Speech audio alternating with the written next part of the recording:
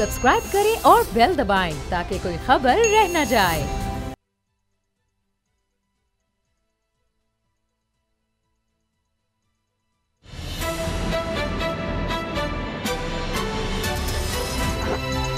अब पता चला। बिस्मिल्लाहिर्रहमानिर्रहीम, अस्सलाम वालेकुम। मैं हूं मोहम्मद उसामा गाजी और आप देख रहे हैं अब पता चला। नाज़रीन, नया साल शुरू हो चुका है। इस नए साल से पाकिस्तानियों को बड़ी उम्मीदें हैं। उम्मीद है कि बेयकीनी ख़त्म होगी, यकीन की खुशी मिलेगी। उम्मीद है कि वबा का खौफ ख़त्म होगा, निजात की खुशी मिलेगी। उम्मीद है कि बीमार मईशत को भी शफा मिलेगी, महंगाई से जान छूटेगी, फैक्ट्रियाँ चलेंगी और गरीब को रोज़गार की खुशी मिलेगी। लेकिन सियासत के मैदान में कोई उम्मीद बर नहीं आती। यहां खदशा यह है कि जैसा पिछला साल गुजरा वैसा ही हाल इस साल का भी होगा। क्यों? क्योंकि आज नए साल का पहला दिन। जी, पहले दिन भी अपोजिशन क़यादत सर जोड़े एहतजाजी तहरीक के मंसूबे बनाती रही। हुकूमत की तरफ से भी नए साल के पहले दिन तनकीदी गोलाबारी जारी रही। वफाकी वज़ीर दाखिला शेख रशीद ने अपोजिशन को दो टोक पैगाम यह दिया कि जैसी वफा तुम करोगे वैसी ही हम करेंगे। इन्होंने नून लीगी कायद नवाज शरीफ का पासपोर्ट मनसूख करने की खबरों पर मोहर तस्दीक सख्त कर दी। सवाल यह है कि नवाज शरीफ वापस आए या ना आए।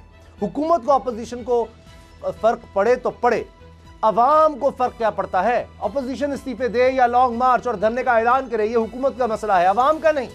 लेकिन सितम यह है कि अवाम के मसाइल के नाम पर लड़ी जाने वाली इस सियासी जंग का खमियाजा सियासतदानों को नहीं, अवाम को भुगतना पड़ेगा। सियासी अदम इस्तेहकाम से मईशत बहाली की उम्मीद टूटेगी, सरमाकारी रुकेगी, फैक्ट्रियां बंद होंगी और अवाम खमियाजा भुगतेगी। इस नए साल पर यह सवाल है सारे ही राहबरों से कि अवाम का नाम लेकर अवाम का नुकसान करने का यह सिलसिला कब तक जारी रहेगा? आखिर कब तक? एहतजाज, इस्तीफे करने वाली अपोजिशन से भी सवाल है कि आज हो या कल हो, आखिर तो बातचीत होनी है। क्योंकि महाजराई से नहीं, बातचीत से रास्ते खुलते हैं, मसले हल होते हैं। फिर सियासत में ट्रैक टू डायलॉग के जरिए रास्ते खोलने में आखिर हर्ज क्या है? सवाल मोहम्मद अली दुरानी की मुलाकातों पर भी उठाया जा रहा है कि शहबाज शरीफ के बाद मोहम्मद अली दुरानी की फजलुर रहमान से मुलाकात की अंदरूनी कहानी क्या है? यह भी खबरें गर्दिश में है कि पीपल्स पार्टी PDM के फैसलों पर तहफ़्फ़ुज़ात की वजह से पीछे हट गई। अफवाहें हैं कि मौलाना और मरियम की बिलावल को मनाने की कोशिशें नाकाम हो गई हैं, इसीलिए बिलावल लाहौर नहीं आए। शेख रशीद के बकौल मौलाना अपोजिशन को बंद गली में ले आए हैं। आज PDM की अहम बैठक, अब बैठक बल्कि यूं कहें कि अब उठक बैठक के सिवा कुछ नहीं। लाहौर पुलिस में साल के पहले दिन बड़ी तब्दीली क्यों आई? क्या हकीकत है, क्या फसाना है? आज इस पर भी बात करेंगे। लेकिन पहले जिक्र जाती उम्रा में जारी PDM के अहम इजलास का। असद खरल साहब, बाबर डोगर साहब मेरे साथ हैं। असद खरल साहब, मोहम्मद जुबैर साहब कह रहे हैं चंद घंटे इंतजार कर लें, बड़ी खुशखबरी मिलने वाली है। देखिए, 31 दिसंबर को इन्होंने बताया था, PDM के फैसला था कि 31 दिसंबर तक तमाम इस्तीफे जो हैं आ जाएंगे। चले वो देने या ना देने तो हमें पता ही था कि आप नहीं, वो कह रहे हैं इस्तीफे आ गए हैं। अच्छा, अब अगर इस्तीफे आ गए हैं तो आप शो कर दें।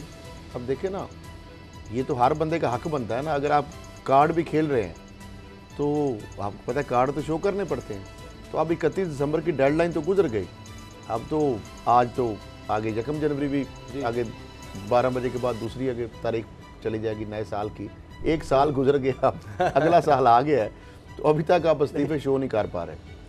मामला ये है ऑन अ लाइटर नोट, क्योंकि अगला साल आ गया ना। अब तो वो पिछले साल की बातें थी, वो बातें हुई पुरानी, अब तो अगला साल आ गया। अब मामला ये है कि 2-3 चीज़ें हैं उसामा साहब। जी। तकरीबन एक हफ्ते से जब से ये बरसी थी मोहतरमा बेनज़ीर भुट्टो साहबा की, जी, उसमें मौलाना फजलुर रहमान साहब की अदम शिरकत, उसके अंदर उनके वफद की बेदिली से शिरकत, फिर उसके बाद जो है मौलाना साहब की और मरियम साहबा की मुलाकात, फिर उसके बाद मौलाना साहब का और नवाज शरीफ साहब का रब्ता। ये डॉट जोड़ेंगे, डोगर साहब इस पर बात करेंगे। जी। रब्ता जी। फिर उसके बाद मौलाना फजलुर रहमान साहब की फिर आज जाती उम्रा में और मरियम साहिबा की ये सारी और PDM का जो सारा मुलाकात, मोहम्मद अली दुरानी साहब की GDA के फंक्शनल लीग के शहबाज शरीफ साहब से मुलाकात। जी, चीखों आपने सुनी थी बेनज़ीर साहबा की बरसी पे कि मरियम साहबा ने कहा था कि हमें तो नहीं मिलने दिया जाता, लेकिन पैगाम रसानों के लिए तो दरवाजे जेलों के खोल देती है हुकूमत। यानी यूँ पैगाम रसान, इसका मतलब है ये वो समझ रहे थे कि वो पैगाम हुकूमत का लेके जा रहे थे। हम उस पर वो खुश नहीं थी। अच्छा, उसके बाद मौलाना फजल रहमान साहब ने इसी हवाले से गिला किया मरियम साहिबा से भी और नवाज शरीफ साहब से भी कि जनाब एस्टेब्लिशमेंट से और मैसेंजर जो है, एक तरफ आप हमें इधर लगा रहे हैं तो उधर मुलाकातें आपके भाई साहब कर रहे हैं जो पार्टी के हेड है। तो नवाज शरीफ साहब ने आगे जवाब दिया कि जनाब सरदारी साहब के तो भी एस्टेब्लिशमेंट से रबते हैं ना। अच्छा। वो तो ओपनली कह रहे हैं, जिस तरह बिलावल साहब ने बयान दिए, जरदारी साहब आप भी कोट कर रहे थे 1-2 दिन पहले भी उनके बयान जो उनके अफकार है। अब मामला ये है कि जो बिलावल साहब आज नहीं आए, बिलावल साहब वीडियो लिंक के जरिए, अच्छा, इससे फर्क पड़ता है क्योंकि मैंने गुफ्तगू सुनी है सारी आहिस्ता दुरानी की इस्तीफों वाला मामला कि हाजिर जनाब हाजिर जनाब हाजिर जनाब। बाबर साहब आप इस पर कुछ आपके तो आप डॉक्टर साहब जो मैंने ये डॉट मिलाए हैं, यानी आइसोलेशन में बैठकर बात करने से फजल रहमान साहब कह रहे हैं, जरदारी साहब छोटा मेरा सवाल है कि क्या अब ये जो मैंने सारे डॉट मिलाए हैं कि ये बंद गली में मौलाना साहब और सिर्फ मरियम साहब आ गए हैं, पीपल्स पार्टी ने बिल्कुल एक साइड कर लिया है और ये आइसोलेशन में चले गए। अच्छा, बंद गली में ये गए हैं, उन्होंने अपने आप से इनसे डिस्टेंस कर लिया है। क्यों जी बाबर साहब, बाबर साहब क्या हो रहा है? ये इतनी लंबी मुलाकात बिलावल को मनाने के लिए आपको एक चीज क्लियर कर दूं जी, चाहे वो आसिफ अली जरदारी हैं चाहे बिलावल है, वो ये चाहते हैं कि पीडीएम चलती रहे, पीडीएम किसी सूरत ना टूटे।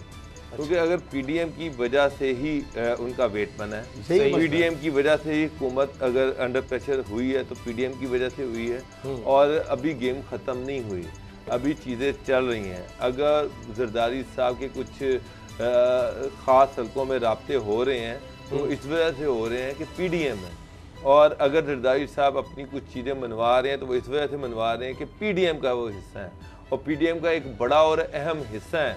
इसलिए ये चीज़ कि वो पीडीएम खत्म हो जाएगी या पीडीएम टूट जाएगी या पीडीएम को पार्टी खत्म करना चाहती है, पीडीएम को तो डॉक्टर साहब इस्तेमाल कर रहे हैं, पीडीएम को तो वो इस्तेमाल कर रहे हैं।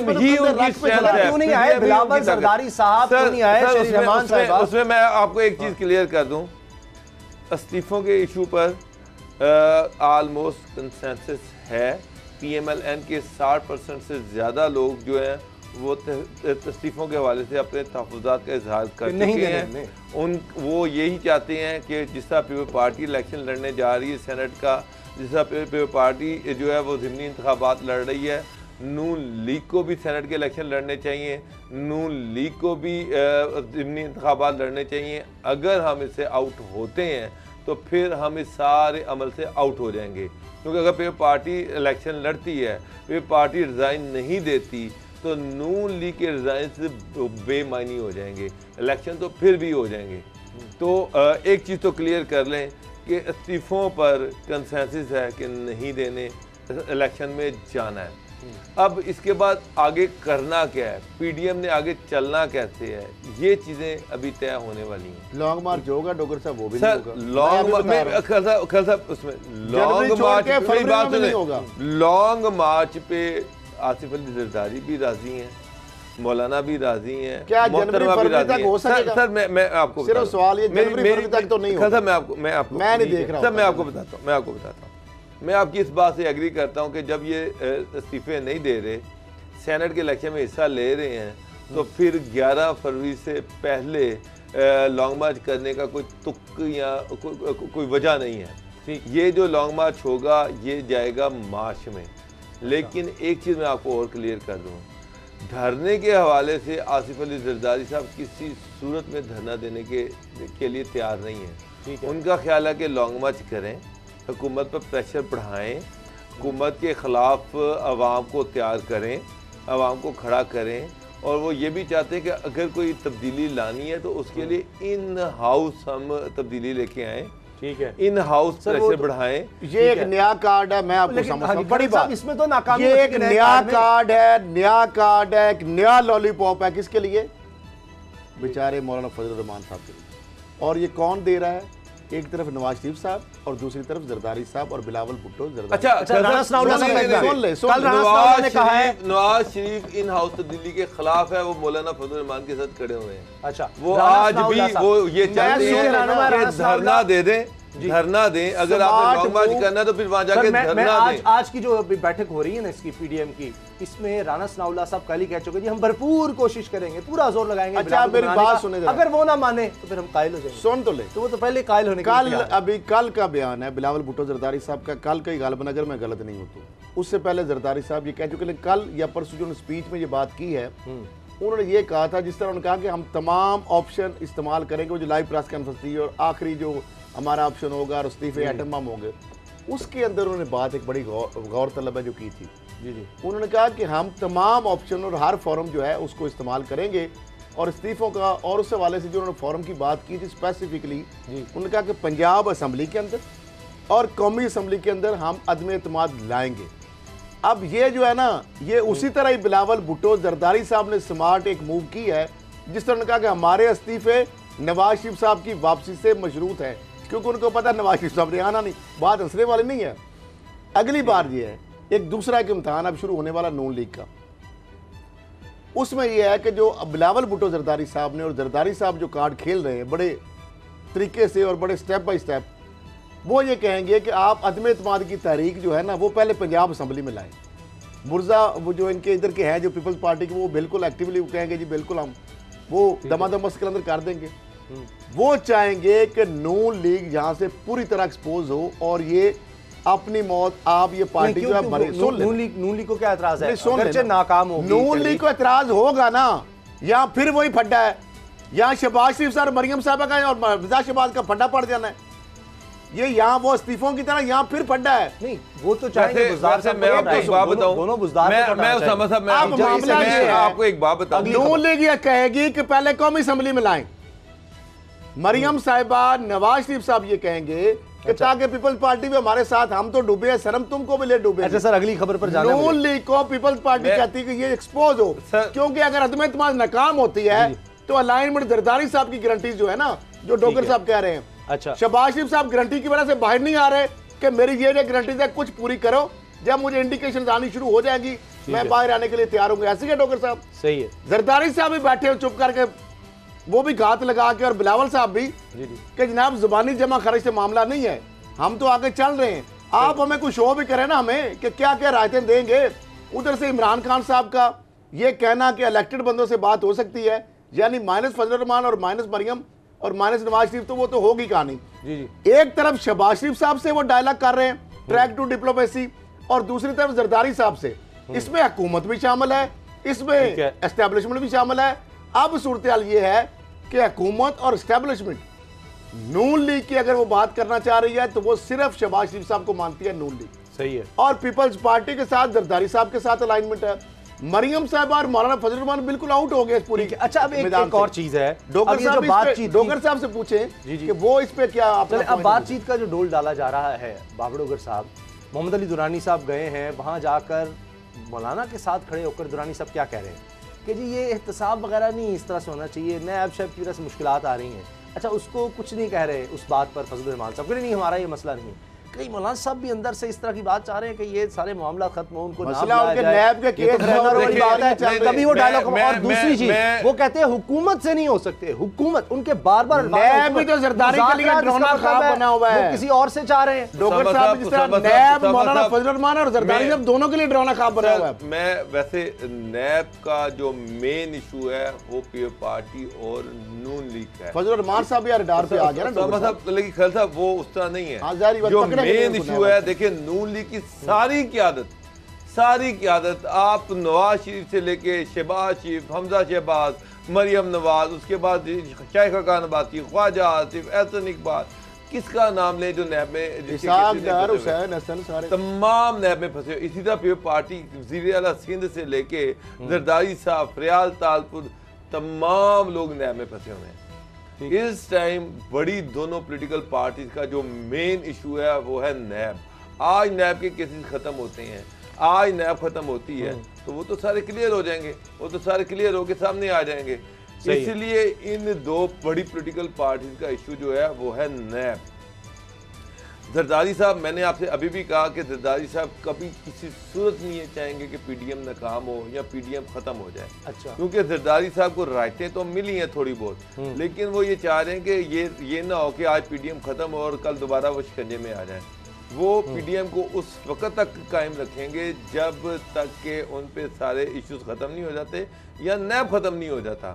अच्छा। ये उनके पास तुरंत का पता है। ये जो इस्तीफे हैं, ये अगर वो देखेंगे कि इस्तीफे आज पीछे हटे हैं और उसकी वजह से फिर उन पे प्रेशर दोबारा पड़ना शुरू हो गया है, अकाउंट नैब फिर दांत दिखाना शुरू हो गई है, ये मैं आपको बता दूं कि पीपल पार्टी दोबारा इस्तीफों का इशू सामने ले आएगी। अच्छा, अब बातचीत तो कहीं ना कहीं तो होनी है। सतकरल साहब, आपको क्या लगता है कब तक ये इस तरह से 4 महीने, सितंबर से सिलसिला शुरू हुआ ये एपीसी का, अक्टूबर, नवंबर, दिसंबर, ये घिसता चला, घसीट रहे हैं, कब तक इस तरह चला लेंगे? माना बाबर डोगर साहब की बात की जी, पीपल्स पार्टी भी लहदा नहीं होना चाहती, तो ये इसी तरह से फिर ये चलते रहेंगे। बस उसामा साहब ये इसी तनख्वाह पे काम करेंगे, इसी तनख्वाह पे काम करेंगे। फेस सेविंग के लिए सारे तमाशे हो रहे हैं, फेस सेविंग के लिए।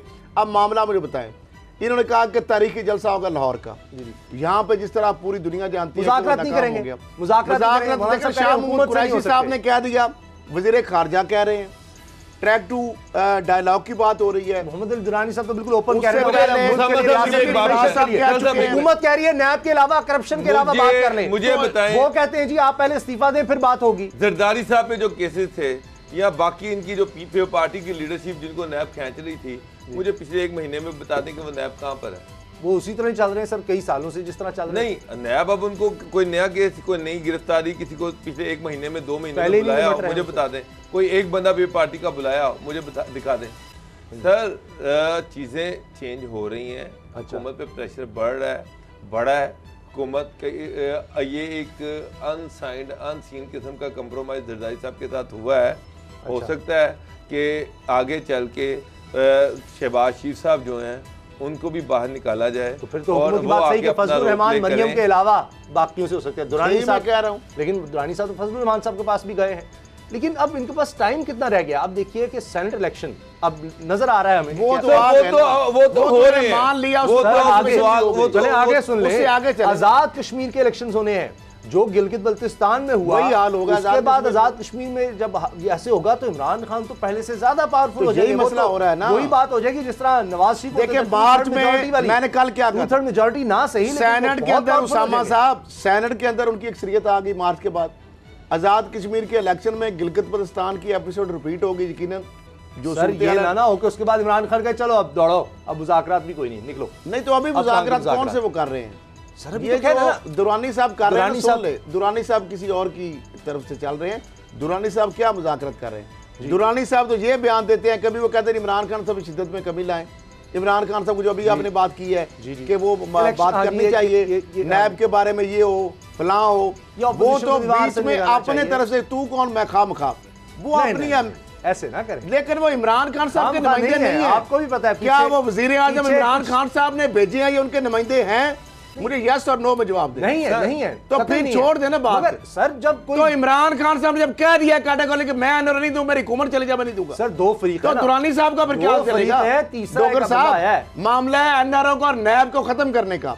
इमरान खान साहब ने ये कई दफा स्टेटमेंट दे चुके हैं उनके बुजरा कि मेरी हुकूमत जाती है जाए, जो मर्जी हो जाए, मैं इनको एनआरओ नहीं दूंगा। ठीक हो गया। क्या आप समझते हैं कि इमरान खान इनको चोरों को, करप्ट चोले को बड़ी मुश्किल से इनको पकड़ा गया, गिरफ्त में आए हैं, इमरान खान इनको एनआरओ देगा? मैं इमरान खान को जानता हूं, कभी भी इनको एनआरओ नहीं देंगे। हुकूमत गिरती है गिर जाए, नए इलेक्शन आ जाए, वो हिस्सा लेंगे, सब कुछ करेंगे, वो चैलेंजेस कबूल करने की आदी है। अच्छा मुझे बताएं, लेकिन वो मुझे बताएं, अगर मोहम्मद अली दुरानी साहब को कमिटमेंट कर आते हैं, शहबाज शरीफ साहब कमिटमेंट नहीं कर सकते, क्या कर सकते हैं? शहबाज शरीफ मेरा लिए कुछ करो सर। शहबाज से तो अभी आप देख लीजिए डॉक्टर साहब, हुकूमत के इत्तेहादी शहबाज शरीफ साहब ने यही कहा ना कि मेरे से कुछ करवाना है तो पहले मुझे बाहर तो निकालो ना जी, और मेरे साथ भी कुछ करो।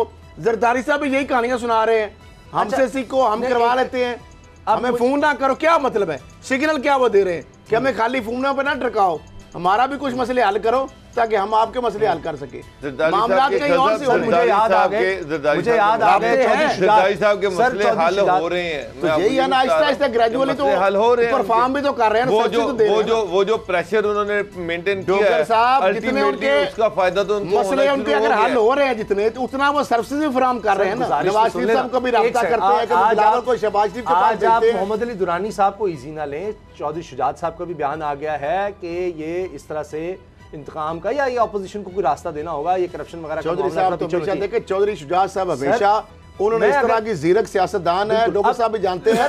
जब भी मामला हुआ ना, उन्होंने अपने मुखालफों के लिए गुजारिश तो सुन लेना। अब उनकी सोच रही है। बाबर साहब बात ये है कि चौधरी शुजात परवेज इलाही पहले भी जब मौलाना फजलुर रहमान ने आज़ादी मार्च निकाला तो कौन जाकर मुज़ाकरात करता रहा? हुकूमती टीम तो एक अलग से चल रही थी, उसके बावजूद यानी परवेज इलाही साहब, चौधरी शुजात वो इत्तेहादी होते हुए वो आगे बढ़े और वहां से मामला कुछ मतलब बातचीत के चले थे। इसी तरह से मोहम्मद अली दुरानी साहब भी इत्तेहादी हैं, इससे भी अगर पीछे चले जाएं तो मुझे याद आता है पाकिस्तान पीपल्स पार्टी के दौर में तारुल कादरी साहब, तो तब भी आप देखें कि तब भी परवेज इलाही साहब का चौधरी शुजात का किरदार क्या था। तो आज भी वो एक्टिव हो जाए तो शायद कोई रास्ता इस किस्म का निकल जाए, क्योंकि फेस सेविंग तो चाहिए। देखिए ये तो सबको पता है अपोजिशन के पास मोहम्मद अली उसामा साहब, मोहम्मद अली दुरानी, उनका ताल्लुक जीडीए से है, वो गवर्नमेंट के लाइफ पार्टी है। फंक्शनल लीग से भी है ना। पीर बगाड़ा साहब भी, आपको पता, पीर बगाड़ा साहब के ताने बाने कहाँ मिलते हैं? सिंध में डॉक्टर साहब गवर्नमेंट की लाइफ पार्टी है, वहां से एक एफर्ट शुरू हो गई। दूसरी एफर्ट पीएमएल क्यों कर रही है कि किसी तरीके से ये जो क्राइसिस पैदा हो रहा है इसका कोई हल ढूंढा जाए, अपोजिशन के साथ डायलॉग होने चाहिए। और मैं भी ये समझता हूँ कि हुकूमत और अपोजिशन के दरमियान डायलॉग होने चाहिए। नौबत यहाँ तक नहीं आनी चाहिए कि वो कहें कि हम एक टेबल पर बैठ नहीं सकते। लेकिन मौलाना की बात वो हुकूमत से नहीं किसी और से चाहते हैं मुज़ाकरा। बात ये है मौलाना के साथ तो कोई डायलॉग करना ही नहीं चाह रहा। पहली बात ये है, सिंपल बात, इमरान खान साहब ने कह दिया कि डायलॉग उन्हीं के साथ होंगे जो पार्लियामेंट का हिस्सा है। तो डायलॉग अगर हो सकते हैं तो वो जरदारी साहब के साथ होंगे, बिलावल भुट्टो साहब के साथ होंगे, या शहबाज शरीफ के साथ होंगे, या उनकी जो सेकंड टियर लीडरशिप का उसके साथ होंगे। ना मरियम नवाज के साथ होना है, ना डायलॉग असेंबली में उनको भी शामिल कर लें, इतना तो ना दिल तोड़े ना उनका। मौलाना साहब नासिम के बेटे तो है ना असेंबली में। हाँ तो चले वो उनको डायलॉग में बिठा लेंगे, वो डायलॉग का हिस्सा बन सकते हैं। लेकिन मौलाना के साथ डायरेक्ट डायलॉग मुझे नहीं लग रहा कि उसकी नौबत आएगी। ना ही मरियम नवाज के साथ किसी ने डायलॉग करने हैं, ना ही उनको टेबल पे बिठाना है। डायलॉग उन्हीं के साथ होंगे जो पार्लियामेंट का हिस्सा हैं, जो इलेक्टेड लोग हैं, उन्हीं के साथ हुकूमत डायलॉग करती है। और अपोजिशन के साथ डायलॉग करते होते हैं अपोजिशन ब्रेक का वक्त है। लेकिन एक सवाल ये भी बहुत अहम है कि अगर शहबाज शरीफ साहब बाहर आते हैं, जेल से रिहा होते हैं जमानत पर या जैसे भी, तो फिर ये मरियम साहिबा ने जो सारा कुछ इतना किया है फजलुर रहमान साहब के साथ मिलकर ये सब, तो क्या वो उसको बिल्कुल डिसोन कर देंगे या अपनी कहानी बनाएंगे, इनके साथ भी कुछ चलेंगे? ब्रेक लेते हैं। ब्रेक के बाद हमने बात करनी है, शेख रशीद साहब ने फिर कह दिया है नवाज शरीफ साहब का पासपोर्ट मनसूख कर दिया जाएगा, इसके बाद क्या होगा? और CCPO बड़े तुमतराक के साथ आए थे लेकिन बड़े बेआबरू होकर तेरे कूचे से हम निकले, क्यों हो रहा है ये? ब्रेक के बाद।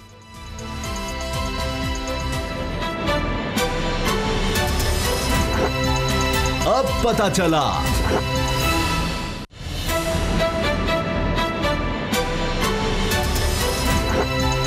अब पता चला। वज़ीर दाखिला शेख रशीद साहब ने कहा है कि 16 फरवरी को नवाज शरीफ का पासपोर्ट मनसूख कर देंगे, उसकी तजदीद नहीं की जाएगी। फिर उन्होंने ये कहा है कि भरपूर कोशिश हो रही, पूरी कोशिश कर रही है हुकूमत कि नवाज शरीफ को वापस लाया जा सके। अच्छा, शेख रशीद से ज़्यादा पुरुमीद या ज़ोरदार आवाज़ इस मामले में नज़र आ रही है शहजाद अकबर साहब की। उन्होंने बोल न्यूज़ से खुसूसी तौर पर गुफ्तगू करते हुए कहा है कि नवाज शरीफ को वतन वापस आना पड़ेगा और वो इश्तिहारी हैं, डिपोर्ट करवाने के लिए बरतानवी हुकूमत से राब्ते जारी हैं। नवाज शरीफ को वतन वापस आना पड़ेगा।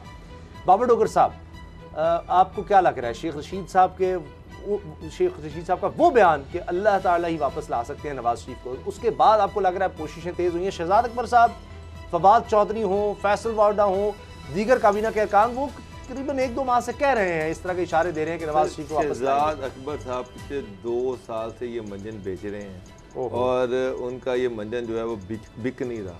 पहले उन्होंने पहले भी ये कहते रहे हैं और अब फिर वो दोबारा ये कह रहे हैं, लेकिन मुझे नहीं लग रहा कि वो मैं शेख रशीद साहब जो हैं उनकी बात में वजन है। सबसे पहले तो मैं आपको ये खबर दे दूं कि 16 फरवरी को जब ये उनका पासपोर्ट मनसूख करने जा रहे हैं जी, उससे पहले नून लीग इस्लामाबाद हाई कोर्ट में उसके खिलाफ पिटीशन दायर कर देगी। अच्छा। कि जनाब मियाँ नवाज साहब जो हैं वो इलाज के लिए वहाँ पर गए हैं, जो ही उनका इलाज कंप्लीट होगा वो वापस आना चाहते हैं, और ये है कि अगर उनका पासपोर्ट ही नहीं होगा तो वो वापस कैसे आएंगे, तो लिहाजा उनको नया पासपोर्ट जारी किया जाए, ये हाई कोर्ट में पिटीशन करेंगे। अच्छा। उसके बाद बरतानिया में उनके पास बेतहाशा ऑप्शंस मौजूद हैं। सबसे पहला ऑप्शन ये है कि उनके दोनों बेटे बरतानिया की नेशनैलिटी होल्डर हैं, वो वहाँ पर अप्लाई कर सकते हैं कि ये मेरे वालिद साहब जो हैं उनका पासपोर्ट कैंसिल हो चुका है तो उनको आर्जी से शहरियत दी जाए। वहाँ पर एक कानून है जिसके तहत अगर जो ऐसा पेरेंट्स जिनकी जो 60 साल से उम्र ज़्यादा है जिनकी जी, और वो स्टेटलेस हैं तो उनको नेशनैलिटी मिल जाती है, ठीक है, या आजी वो उनको एक परमिट मिल जाता है।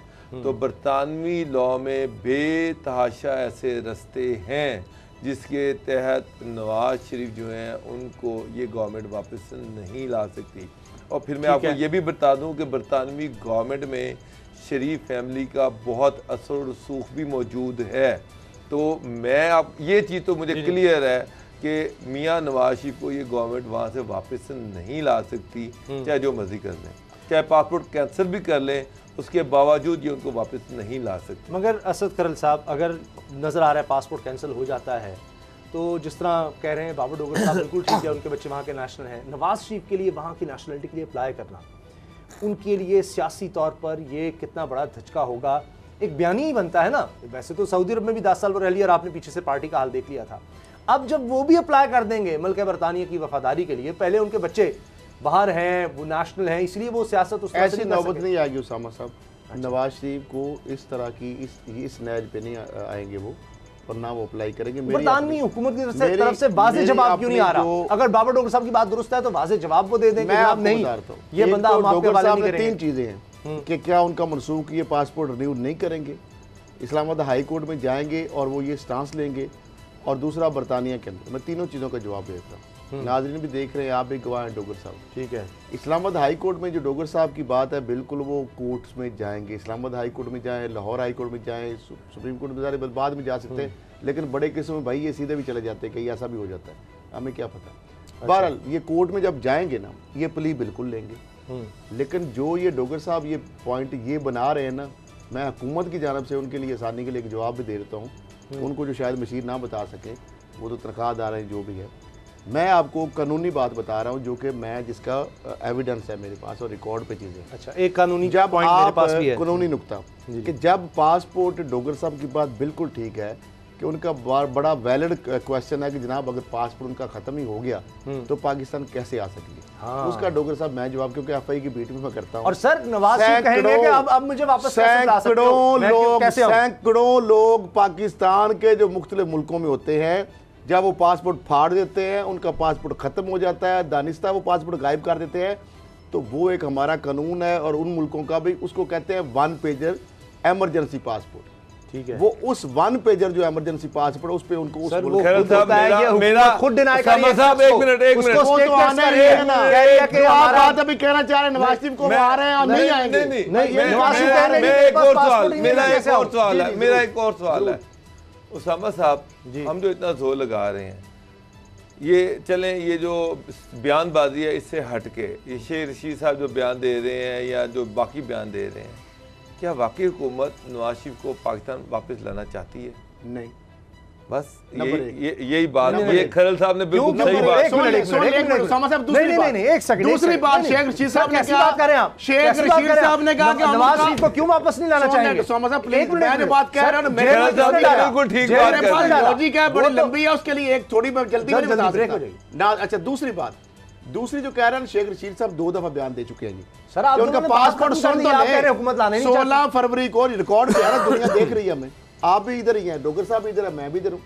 मैंने ये सवाल जानबूझ के किया, मुझे पता है कि अब्दुल खान ने क्या वन लाइनर जवाब दिया। अच्छा, अब अगली बात सुन लें, आप बदनाम करें, अब नहीं सुन लें। शेख रशीद साहब वाकई वज़ीर दाखिला है, मोहतरम है हमारे बड़े, इन्होंने कहा था, इन्हीं की ज़बानी था कि अल्लाह में ये ला सकता है। फिर यही कह रहे हैं इसी बयान में कि बरतानिया से हमारा कोई मुआदा नहीं।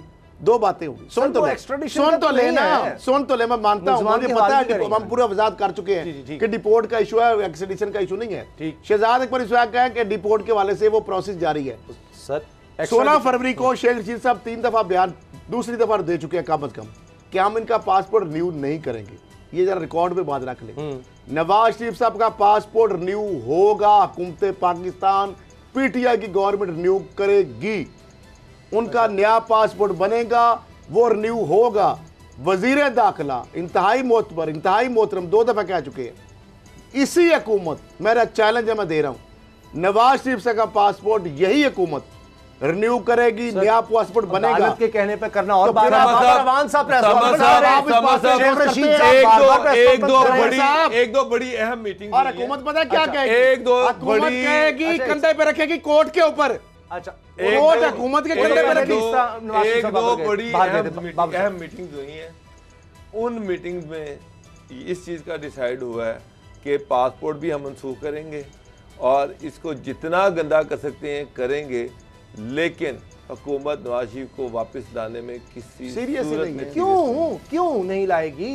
वो ना क्यों का सवाल जवाब जो अभी ना पूछे, वो आपको अंदाजा हो जाएगा। 2021 में भी नवाज शरीफ वापस नहीं आ रहे, 2022 में भी नवाज शरीफ वापस वहां बैठ के तकरीरें करते रहे। हाँ जी, जनरल बाजवा ने ये कर दिया था, अभी कह रहे हैं ना, कर दिया, कह रहे हैं 16 फरवरी नई बातें करते रहे, 16 फरवरी की खत लिख के वहां जाते रहे। उसामा साहब ये गवर्नमेंट नवाज शरीफ को वापस लाने में कतन सीरियस 2022 हाँ सर, इसका बेनिफिट वो जरूर लेंगे, बयानात बड़े सख्त आएंगे, गंदा भी करेंगे, माइलेज भी लेंगे। नवाज शरीफ साहब आने में भी कोई खुश नहीं है। अच्छा, मैं आपको एक और खबर दे दूं, वो खुद भी नहीं आना चाहते, आपको एक और खबर दे दूं, किसने रोका है? मैं आपको एक और जी खबर दे, इस फ्लाइट में बैठे आ जाए वापस। मैं आपको नवाज शरीफ ने रोका तो नहीं है, वैसे भी आ सकते हैं। का जो बरतानिया में हाई कमीशन है जी, उनको अभी तक इस गवर्नमेंट की तरफ से कोई ऐसी डिक्टेशन ऑर्डर नहीं गया कि नवाज शरीफ को वापस लाने के लिए सीरियस एफर्ट्स की जाए। अभी तक आज की डेट तक कोई अहकामात, कोई कागज अभी तक वहां पर नहीं गया। यहाँ से जो खत लिखे गए हैं प्रीति पटेल को, कहते हैं वो वहाँ की होम मिनिस्टर है, वो किसने, शहजाद अकबर ने किसने लिखे हैं? बात समझा करें ना, चीजें हाथी के दांत खाने की और डॉक्टर साहब ने जो बात कर दी थी, मेरा वो जिस तरह हमें वो स्कूल में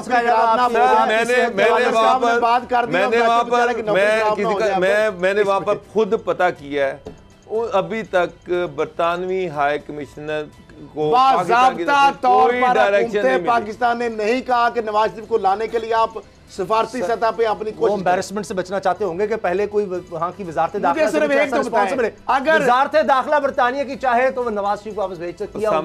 तो जब चाहे जवाब है, बहुत से जवाब हैं। मेरी सुन लेना, उस नवाज शरीफ साहब को किसने रोका पाकिस्तान? वहां पॉकेट चोर जो है ना, उसको तो वापस भेज देंगे। नवाज शरीफ साहब की पासपोर्ट है जो पार्सल होकर इधर पहुंची हैं, हालांकि बड़ी माशाअल्लाह, अल्लाह उनको जन्नत नसीब करे, बड़े फरमाबरदार बेटे हैं। नवाज शरीफ को किसने रोका पाकिस्तान आने से? डॉक्टर साहब है कोई रिस्ट्रिक्शन उनके ऊपर? जब चाहे तो चलते फिरते खुशो खुरम है, बिल्कुल अशाश बशाश है, वो जब चाहे आ सकते हैं। वेलकम।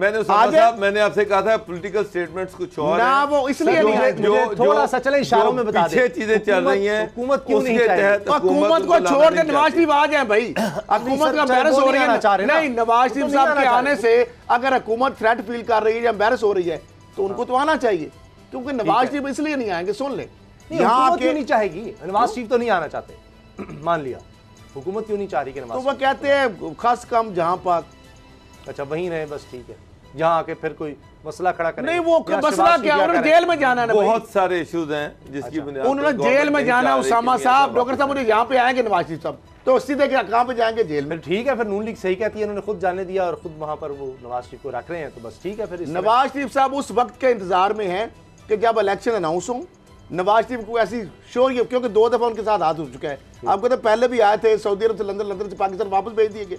नवाज शरीफ अभी भी आएंगे ना, तो वो पुरसरार तौर पर आएंगे भी तो वापस चले जाएंगे। हुकूमत के ऊपर कहा गया कि भेजेगी हुकूमत, ये कहा जाएगा, लेकिन जाएंगे भी खुद वापस। बड़े ड्रामे हैं, बड़े ड्रामे हैं। नवाज शरीफ साहब आना चाहें तो आ सकते हैं। नवाज शरीफ साहब के साथ पहले हाथ हो गया है, जो उन्होंने वहां पे जो निकाला था, मुझे क्यों निकाला, उनके साथ हाथ हो गया। उन्होंने कहा जी मुझे तो कहा गया था वो उस बेचारे जज साहब के वाले से, तो जो जज साहब ने रौला डाल दिया कि मुझे केस क्यों नहीं दिया, मेरे पास केस क्यों नहीं आया। कभी ऐसे भी हुआ है कि जज प्रेस कॉन्फ्रेंस इस बात पे करे कि जनाब इस बंदे क्योंकि डिले डन हुई थी मुबैना तौर पर। मरहूम अरशद मलिक के पास भी तो अल्लाह उनकी मग़फ़िरत फरमाए, इन्होंने केस लगवाया था ना, खुद लगवाया भी था और उनको बुलाया था, कभी सऊदी अरब बुलाते थे, कभी इधर बुलाते थे, कभी उनको वीडियो दिखाती थी, फिर झूठ पकड़ा गया। मरियम साहिबा ने कहा दिखा के उनको ब्लैकमेल करते रहे जज को, अभी मरियम और उल्टा बदनाम मदारूब कर रहे हैं। जी अभी एक और जज से मरियम साहिबा ने ये कह दिया कि जी नवाज शरीफ और मरियम के साथ मैंने बड़ा जुल्म किया। ये अरशद मलिक मरहूम वो कॉल उनके कि हमारे घर आए और बड़ा रिस्क लिया कि हाजिर सर्विस जज है, तो इतना बड़ा रिस्क ले लिया, आके हमसे माफिया मांगते रहे कि नवाज शरीफ साहब आपके साथ और आपकी बेटी मरियम नवाज उसामा साहब मरियम साहब खुद इतराफ कर चुकी हैं। वो जो सारे वो मुल्तान वाले बंदे हैं, वीडियो उनसे पैसे देके उनको चेक नहीं कैश हुआ, गाड़ी वापस गुजारिश तो सुन लेना, उसकी वीडियो दिखा के उसको ब्लैकमेल करते रहे। वो हलफनामा, वो मरने से पहले बेचारा हलफनामा दे गया है, क्या यही के इनके उनको ब्लैकमेल करता रहा शरीफ खानदान सारा कुछ, वो तो अरशद मलिक का हलफनामा भी है, वो तो प्रेस रिलीज उसकी जारी हुई, उसमें रिकॉर्ड पे। मगर मैं ये अर्ज करना चाह रहा हूं कि मरियम साहब ने फिर खुद मान लिया कि मेरा तो केस उनके पास था ही नहीं। क्या मरियम साहब का तो अरशद मलिक के पास आपने देखे ना, मेरी बात पूरी नहीं हो सकी। मैं ये अर्ज कर रहा हूं कि मरियम साहिबा ने कहा और जलसे में कहा सबके सामने और बार बार टेलीविजन पर जा चुका है, नवाज शरीफ और मरियम के साथ बड़ी ज्यादती की। मैं कह रहा हूं सर वो किस तरह से पकड़ी गई, मैं वही बता रहा हूं। झूठ बोले आप तक सर, वही ना, फिर उनसे जब पूछा गया कि वो एक झूठ हो तो ना, वो झूठों का टब्बर है पूरा। करल साहब सुन लेना, वो कहते हैं सारा टब्बर चोर है और सारा टब्बर झूठा है। शाम को मरियम साहब मैं नहीं कह रहा भाई, रिकॉर्ड कह रहा है, सुप्रीम कोर्ट कह रही है, सुप्रीम कोर्ट वाले को तो बता लेने देना यार। नैब के केस कह रहे हैं सारा टब्बर चोर है। वो मेरी बात तो पूरी होने दे। मैं ये कर रहा हूं कि उसके दे दिया कि अरशद मलिक ने आकर घर नवाज शरीफ से और मुझसे माफी मांगी कि जी आप दोनों के साथ मैंने बेइज्जती की, तो वो वीडियो जारी करें ना सर। बात माफी की, आपके ब्रेक का वक्त है, आप मेरी बात अगली बात में 10 जिंदगी में। खैरल साहब क्या हो गया सुन तो लेना। शाम को रिपोर्टर्स ने पूछा कि मैडम आपका केस तो अरशद मलिक के पास था ही नहीं, तो आपका नाम क्यों लेते रहे, आपका तो केस ही नहीं था उनके पास, आपका केस तो मोहम्मद बशीर के पास था। कहती है गलत, कहती हैं जी वो मेरे से नहीं, वो मेरा केस नहीं था, वो सिर्फ नवाज शरीफ का था। ये सुबह कुछ शाम कुछ ब्रेक लेते हैं जनाब। ब्रेक के बाद CCPO लाहौर फिर तब्दील हो गए, तब्दीली सरकार में तब्दीली बार बार क्यों, ब्रेक के बाद।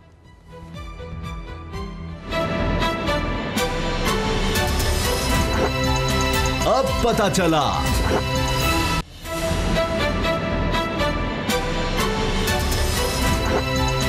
अब पता चला। लाहौर पुलिस को अमेरिकी पुलिस बनाना था, लाहौर पुलिस को नए साल पे नया कर देना था।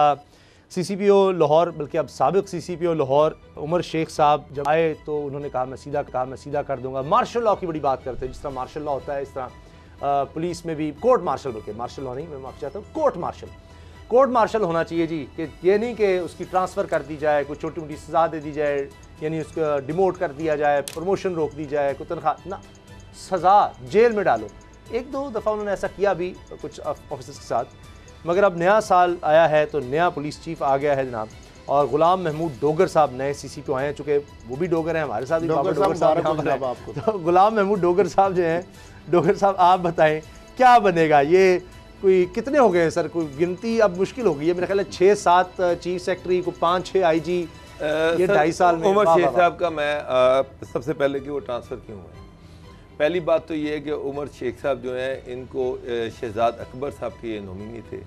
शहजाद अकबर साहब ने इनका चूरन जो बेचा था प्राइम मिनिस्टर को, और प्राइम मिनिस्टर के कहने पर इनको यहाँ पर CCPO लाहौर लगाया गया था।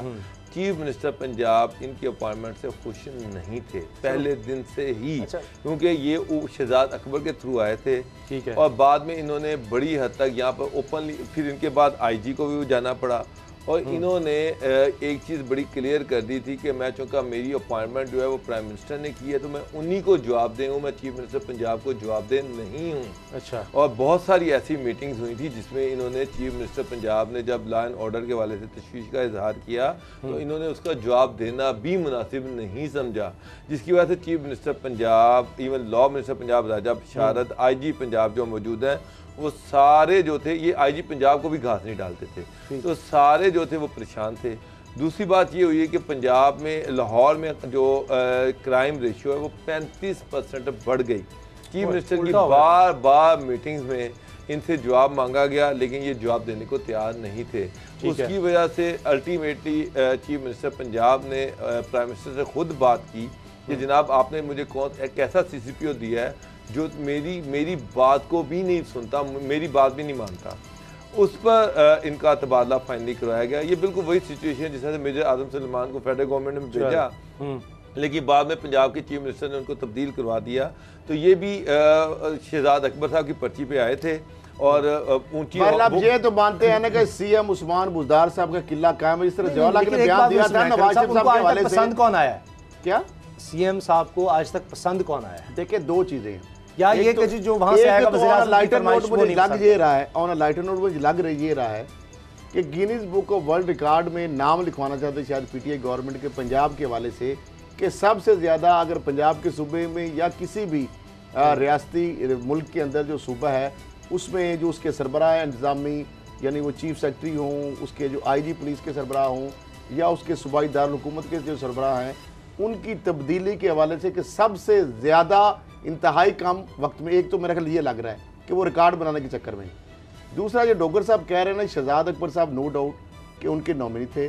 शहजाद अकबर साहब ने इंट्रोड्यूस कराया उनको वज़ीर-ए-आज़म इमरान खान साहब से, लगने से पहले उनका इंटरव्यू इमरान खान साहब भी बड़े हो गए ना। उन्होंने अपने थॉट्स बताया कि थिंकिंग इमरान खान साहब ने उनको टास्क दिया, उन्होंने उसके ऊपर अमल दरामद भी करके कोशिश की। अच्छा आगे बात क्या है, शहजाद अकबर साहब को किसने कहा? ये जब ये बात लगी है ना पता सीएम उस्मान बुज़दार साहब को, तो वो नहीं चाहते थे कि एक मिनट के लिए भी रहे। शहजाद अकबर साहब जो है उनको या कन्विंस किया है या उनके साथ वज़न डाला है शहबाज गिल साहब ने। जब शहबाज गिल साहब के बारे में ये पता चला है सरदार उस्मान अहमद खान बुज़दार को कि ये सीसीपीओ साहब के लगवाने के अंदर, जो लॉबिंग करने के अंदर या पीएम साहब को कन्विंस करने के अंदर शहबाज गिल साहब का भी हाथ है, ठीक है, तो उस पे वो खट्टे पड़ गए और उन्होंने कहा कि चले कोई ना कोई मामला सिर्फ ये है कि उसामा साहब कोई भी अगर आप किसी इस तरह का चार्जशीट देते हैं, ये नहीं मैं कहता कि गुलाम उल डोगर साहब गलत होंगे, इनसे पहले नून लीग के दौर में उमर शेख साहब जो फार्मूला कहा गया था वो भी अच्छे ऑफिसर हैं। गुलाम महमूद डोगर साहब डीआईजी ऑपरेशन रह चुके हैं लाहौर के में, जब वो थे उन्होंने क्राइम लाहौर की पुलिस को भी वो जानते हैं, मीडिया से लाहौर में मीडिया से अच्छे ताल्लुकात हैं, लाहौर के क्राइम का पैटर्न वो जानते हैं, उन्होंने बड़ी हद तक लाहौर के क्राइम को कंट्रोल किया। उसके बाद वो आरपीओ फैसलाबाद गए, उनको एक टास्क दिया गया था, फैसलाबाद क्राइम का गढ़ है और वहाँ पर बेतहाशा क्राइम है। जब उनको वहाँ भेजा गया, उन्होंने बहुत अच्छे अंदाज में फैसलाबाद का जो क्राइम रेशो था उसको कम किया, नीचे लेके आए। बड़े प्रोफेशनल ऑफिसर हैं, ये नहीं है कि वो के डोगर हैं तो मैं इसलिए तारीफ कर रहा हूँ, नहीं हकीकत है। हमें भी फैसलाबाद में जो उनकी रेपुटेशन थी, जो उनका प्रोफेशनलिज्म था, उसकी वजह से उनको शॉर्टलिस्ट किया गया और उनको लाहौर का टास्क दिया गया जहाँ पर क्राइम रेशो पिछले साल से 35% बढ़ गई है। एक बहुत बड़ी असाइनमेंट है, बहुत बड़ा इम्तहान है, बहुत बड़ा टेस्ट है, लेकिन वो एक प्रोफेशनल ऑफिसर है, तो उम्मीद है कि वो लाहौर के क्राइम को नीचे लेके आएंगे और किसी हद तक बैलेंस जो है वो मेंटेन करेंगे। तो इसीलिए ये उनको टारगेट दिया गया है और मुझे उम्मीद है कि वो इस असाइनमेंट को बड़े अच्छे अंदाज में पूरा करेंगे। आमीन इंशाल्लाह। अब हमारे प्रोग्राम में बात हुई थी कि क्या चक्कर है डॉक्टर साहब, इस पर आपने बड़ी तफसील से बात की थी कि सीएम बुज़दार साहब, ये तो चले हो गया है कि अच्छा ऑफिसर आ गया है, हम उसको नए ख्वाहिशात का उसके लिए इजहार करते हैं कि शहर का एक माहौल बेहतर हो, लेकिन शहबाज गिल साहब हों, आप देखिए कि वो इमरान खान साहब के साथ जाके इस वक्त कितने अहम हो चुके हैं, सीएम साहब के साथ होते हैं तो वो मामला ख़राब हो जाता है। ओन चौधरी साहब का भी कुछ इसी तरह का मामला लगता है। तो ये क्या इमरान खान साहब के जो भी शख्स बुज़दार साहब के साथ चल नहीं पाता? सर मैं उसमें आपको बताता हूं, मैं आपको उसमें अलीम खान भी नहीं चल पाते। देखिए इमरान खान साहब का मामला कुछ और है। इमरान खान साहब जो हैं वो एक की फिगर हैं, उनके गिर्द सारी पीटीआई घूमती है। शहबाज गिल साहब उनके तर्जुमान हैं, हर टाइम उनकी चापलूसी करते हैं, उनके इर्द गिर्द भागते हैं। जहाँ तक मामला है पंजाब का, तो शहबाज गिल साहब जो थे वो उनकी ये ड्यूटी थी, वो तर्जुमान थे यहाँ के, तो उनकी ये ड्यूटी थी कि वो उस्मान बुज़दार साहब जो हैं उनको हाईलाइट करें, उनकी पॉलिसीज़ को हाईलाइट करें। ठीक है, मुझे एक बात बताएं, जितना अरसा शहबाज गिल पंजाब में रहे, कोई उनकी एक स्टेटमेंट, कोई एक ट्विटर वज़ीर आला पंजाब के हवाले से आप मुझे निकाल के दिखा दें। या वो अपनी पब्लिसिटी कर रहे थे या वो प्राइम मिनिस्टर को डिफेंड कर रहे थे। मेरा मकसद ये है कि प्राइम मिनिस्टर के पास तो अपनी एक पूरी फौज जफर मौज है इस्लामाबाद में उनको डिफेंड करने के लिए। जब पंजाब में लगाया गया तो उसका मकसद ये है कि आपने सीएम के हवाले से काम करना है। तो सीएम को तो वो कुछ समझते ही नहीं थे, जो भी ऊपर से आता है या इमरान खान साहब की तरफ से आता है वो यहाँ पर ऐसे लगता है जैसे वो समझ रहा है कि लेकिन वो उल्टी सीधी मुखबरियां जो थी ना वो उल्टी सीधी हो गई। सादा सा जो गुलजार साहब के वाले से बड़ा सादा सवाल है साहब इसलिए नाराज भी हो गए कि आप उल्टी सीधी खबरें देके।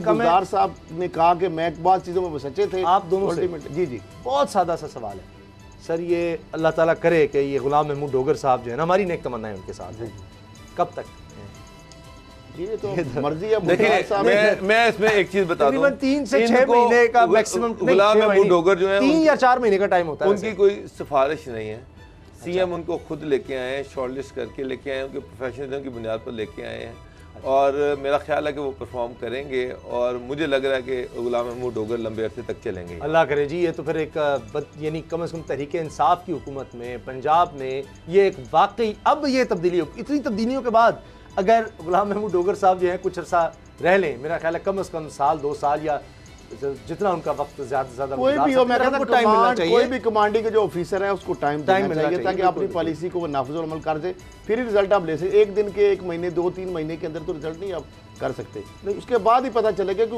उस आहिस्ता आहिस्ता असरात आते हैं। अच्छा। आपकी जो भी पॉलिसी है जब नाफिज अमल करते हैं। लेकिन उमर शेख साहब के कहीं फेलियर हुआ, सिर्फ ये तो नहीं हम कह सकते कि जी बुज़दार साहब, मेरा ख्याल है उन्होंने कोशिश की, अतुल डोगर साहब जो भी लोग उनके पास उन्होंने बड़ा डांट के देख लिया, आउट ऑफ द वे जाके पुलिस वालों को आउट ऑफ द वे जाके उन्होंने इंसाफ देने की कोशिश की, लेकिन पुलिस में उनके खिलाफ जो ये चीज तरीकाकार था बहुत सारे लोगों को नापसंद था। वो चाहते थे कि हमारी जो एक ठाठ बाट है, जो एक डिसिप्लिन है, जो एक डेकोरम, जो भरम, तो वो क्योंकि मुलजम को या मुदई को भी बुला लेते थे, साथ अफसर को भी खड़ा कर लेते थे, तो फील होता था। एक एसपी साहब के साथ भी हो गया मामला इस तरह, लेकिन उन्होंने कोशिश किया जिस तरह चीफ जस्टिस पाकिस्तान साकिब निसार साहब ने लोगों को डायरेक्ट एक्सेस दी इंसाफ के लिए, बहुत सारे लोगों के प्लाट, मकान, कब्जे, जो मेरा ख्याल है उन्होंने ये जो चीज़ें की हैं ओवरसीज के मुख्तलिफ इंटरव्यू आते रहे, तो वो उनको ये नहीं हर जाने वाले के बारे में हम बुरे रिमार्क्स दें और हर आने वाले जो है नो डाउट अच्छे अफसर हैं। डोगर साहब से मैं जिस तरह एग्री हूं, इंडोर्स करता हूं, मैं खुद ये स्टार्ट बात मामला था, आपने जिस बाबर साहब ने कहा, लेकिन जिसको अभी टाइम, अब डोगर साहब को टाइम दे काश प्लीज, ताकि वो अपने तरीके से वो बिल्कुल सही अपने रिजल्ट तो उनके आ सके। फिर आपसे मैं गुजारिश कर दूं, जिस दिन उमर शेख साहब की अपॉइंटमेंट हुई थी उस दिन से ही बात शुरू हो गई थी कि ये किस तरह की स्टेटमेंट्स दे रहे हैं, क्या कर रहे हैं, क्या नहीं कर रहे। फिर उनको कुछ दिन छुट्टी पर जाना पड़ा, फिर कहा गया मीडिया में इमरान खान साहब कहते हैं कि 5 साल को निकाला जाएगा, लेकिन इमरान खान साहब डिले कर रहे थे कि यार पढ़ाएंगे कि ये तो हफ्ता नहीं निकाला, वरना ये चीजें नजर आ रही हैं। वो छुट्टी पर गए तभी कहा गया कि गए, वो तो उस दिन से नजर आ रहा था। प्रोग्राम देखने का शुक्रिया, इजाजत दीजिए, अल्लाह हाफिज।